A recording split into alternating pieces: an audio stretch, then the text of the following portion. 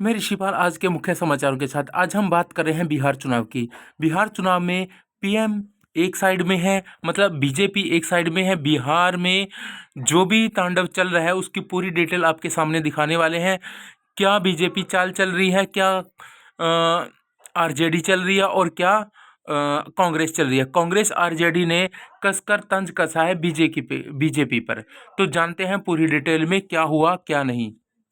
लेकर भरोसा जताया गया। हालांकि एनालिसिस जो कह रहा है, जो आंकड़े अगर हम पिछले चुनाव को देख रहे हैं, पिछले अगर 16-17 चुनाव को देखें, तो जब 5% से ज्यादा वोटिंग बढ़ी है, औसत से ज्यादा 5% वोटिंग बढ़ी है, तो सत्ता पलटी है। तो ये भी एक आंकड़ा है, ये भी एक अनुमान है, और इसे लेकर भी अपने अपने मायने निकाले जा रहे हैं। लेकिन सबसे बड़ा सवाल ये है कि महिलाओं का वोट किधर जाएगा, क्योंकि महिलाओं ने बड़ी संख्या में वोट किया है। और अमूमन देखा जाता है 2005 के बाद से नीतीश कुमार जब से आए हैं, तो महिलाओं का वोट जो है उनके पक्ष में गया है। महिलाएं जब ज्यादा वोट करती हैं, तब नीतीश कुमार सत्ता में आते हैं। तो ये आकलन का विषय हो सकता है। लेकिन एक बात है कि बम्पर वोटिंग हुई है, और 64.66% वोटिंग अपने आप में 25 साल का रिकॉर्ड टूटा है। इसी पर एक रिपोर्ट आपको दिखाते हैं कि कैसे बम्पर वोटिंग से लोकतंत्र के महापर्व में बिहार की जनता ने बढ़ चढ़कर हिस्सा लिया है।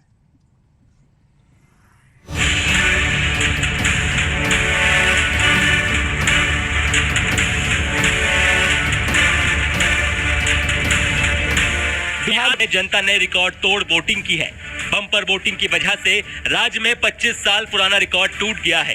गुरुवार को 121 सीटों पर प्रत्याशियों का भाग्य ईवीएम मशीनों में कैद हो गया। इलेक्शन कमीशन के जारी आंकड़ों के अनुसार जनता ने 64% से ज्यादा मतदान किया। मतदान शुरू। तो आपने देखा गाइज कि किस तरह से बिहार में पहला चरण हुआ, बट एक बवाल खड़ा हो गया कांग्रेस के बीच, आरजेडी के बीच और बीजेपी के बीच। आरजेडी समर्थन करती नजर आ रही है कांग्रेस का। दोनों ने पीएम मोदी की जो पार्टी है उस पर बड़ा कटाक्ष किया है। अब जानते हैं नेक्स्ट मूवमेंट इनका जो पेंच क्या रहेगा, नेक्स्ट क्या चाल चलेंगे ये लोग। तो पूरी डिटेल में बिहार चुनाव के बारे में जो भी आपने जाना है, पूरी डिटेल में आपको बिहार चुनाव से रिलेटेड पूरी खबरें मिलेगी। तो बने रहिए मेरे साथ, मैं ऋषिपाल। तो साथियों, एक नई और अपडेट हमारे पास आई है कि जो दाल मंडी है उसमें नहीं जा रहे डेलीगेशन। तो इसको देखते हैं, पूरी वाराणसी की ये खबर है, तो जानिए पूरी डिटेल में।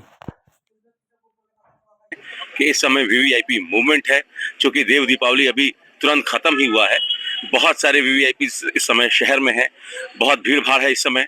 तो इस समय आप दाल मंडी मत जाइए। 10 तारीख तक वहां कोई कार्रवाई नहीं होनी है। 10 के बाद हम आपको वहां लेकर चलेंगे, ये आश्वासन पुलिस की तरफ से, प्रशासन की तरफ से दिया गया है। उसके बाद से समाजवादी पार्टी के लोगों ने इसको स्वीकार कर लिया और वहां जाने से उन्होंने फिलहाल दूरी बना ली है। तो समाजवादी पार्टी के सांसद वीरेंद्र सिंह के नेतृत्व में सुरेंद्र पटेल और तमाम समाजवादी पार्टी के जो बड़े नेता हैं वो अब दाल मंडी नहीं जा रहे हैं।